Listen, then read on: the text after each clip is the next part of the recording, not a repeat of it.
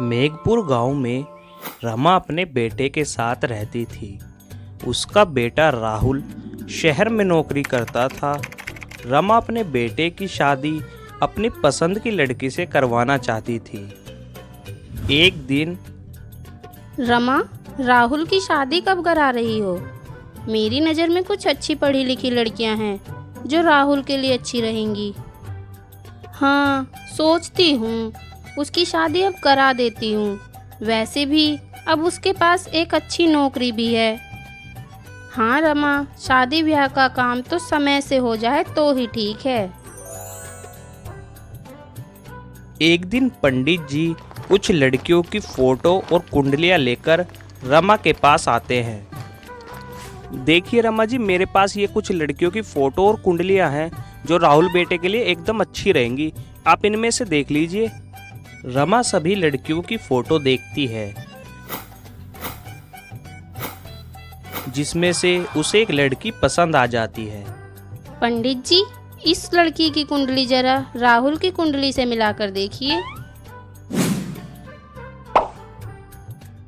वाह वाह रमा जी, इस लड़की के तो 36 के 36 गुण राहुल बेटे के साथ मिलते हैं। ये लड़की आपके घर के लिए शुभ साबित होगी। अरे वाह पंडित जी, तो आप इस लड़की के साथ राहुल के रिश्ते की बात चलाइए। जी जी रमा जी, बिल्कुल मैं ऐसा ही करता हूँ। मैं राहुल को भी ये खुशखबरी दे देती हूँ। रमा राहुल के पास फोन करती है। हेलो माँ। हेलो बेटा, कैसे हो तुम? मैं ठीक हूँ माँ, आप कैसी हो? मैं भी ठीक हूँ। अच्छा सुन, तेरे लिए एक खुशखबरी है। अच्छा, क्या? मैंने तेरे लिए एक लड़की पसंद की है।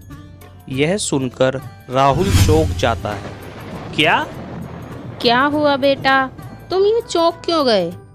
माँ, आप मेरे लिए लड़की क्यों देख रही हो? बेटा, अब तेरी शादी की उम्र है तो लड़की तो देखनी पड़ेगी। राहुल ने अपनी माँ को बिना बताए अपनी ही ऑफिस की एक लड़की से शादी कर ली थी। माँ, मैं कल घर आ रहा हूँ, तब आपसे बात करूँगा।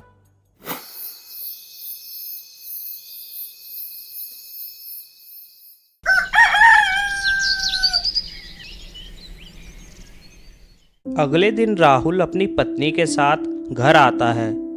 रमा उन दोनों को देखकर चौंक जाती है। राहुल, क्या है ये सब? तूने शादी कर ली? हाँ माँ, मुझे माफ़ करना माँ, मैं आपको बता नहीं पाया।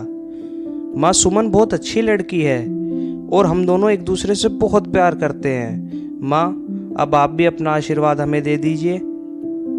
नहीं, मुझे ये लड़की स्वीकार नहीं है। मैं इसे अपनी बहू कभी नहीं मानूंगी। ऐसा कहकर रमा अपने कमरे में चली जाती है।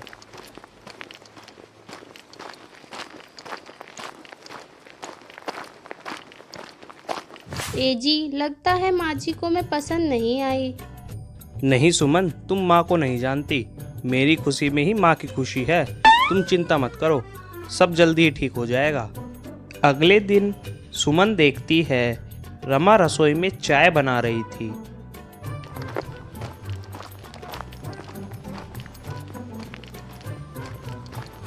माँ जी, ये क्या? आप मेरे होते हुए चाय बना रही हो? आप हटिए, मैं बना देती हूँ। नहीं, मुझे किसी और के हाथ की चाय पीना पसंद नहीं है। तुम जाओ यहाँ से। रमा की इस बात से सुमन बहुत उदास हो जाती है। शाम को राहुल अपने ऑफिस से जब घर आता है, सुमन सारी बात राहुल को बताती है।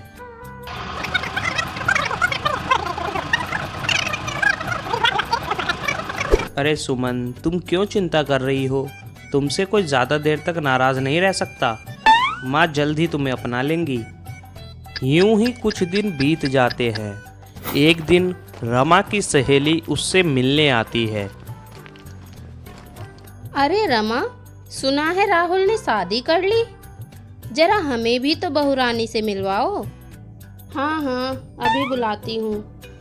सुमन, ओ सुमन, सुमन, ओ सुमन, 2 कप चाय तो लाना। लाई माँ जी।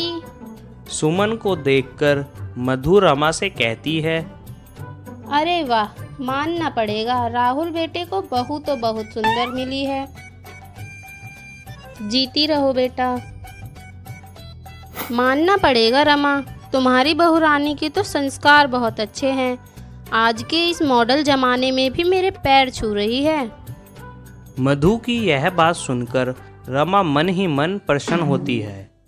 एक दिन रमा बाथरूम में फिसल जाती है। सुमन रसोई में काम कर रही थी। सुमन, अरे ये तो माँ जी की आवाज है। सुमन बाथरूम में जाकर देखती है। हे भगवान, ये क्या हो गया। सुमन जल्दी से एम्बुलेंस को फोन करके बुलाती है और रमा को अस्पताल ले जाती है।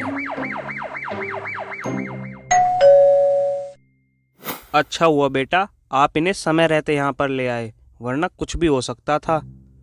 रमा को अपने व्यवहार पर पछतावा हो रहा था।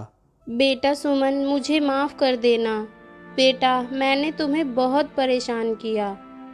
माँ जी, ये आप क्या कह रही हो? ऐसा मत कहिए। आप हमसे बड़ी हैं और बड़े छोटे से माफ़ी नहीं मांगते। अच्छा नहीं लगता। उस दिन से रमा सुमन को अपनी बेटी की तरह प्यार करती और उसके साथ हंसी खुशी रहने लगी।